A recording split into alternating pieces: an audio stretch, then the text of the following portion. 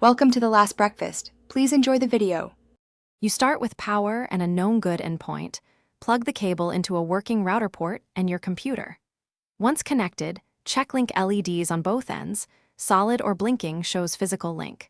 Then run a quick IP test, open network settings, and see if you get an IP via DHCP. If not, assign a temporary static IP in the same subnet to isolate DHCP versus physical issues. Make sure to note LED color and behavior for the next steps. Once basic link is confirmed, use diagnostics to verify data flow. Run ping to the gateway, then to 8. 8. 8.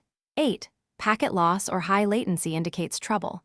On Windows, use ipconfig, and on Linux, use ethtool to check negotiated speed and duplex. Mismatched duplex causes slow performance. Next, run iperf or a speedtest to measure throughput.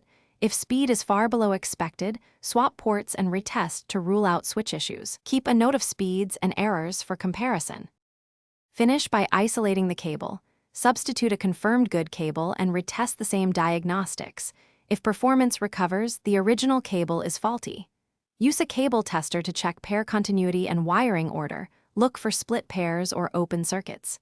If results are inconclusive, reseat connectors, inspect patch panels, and test at both ends. One key troubleshooting tip: when you see intermittent drops, bend the cable gently near connectors. Consistent drops under movement point to a damaged conductor that needs replacement.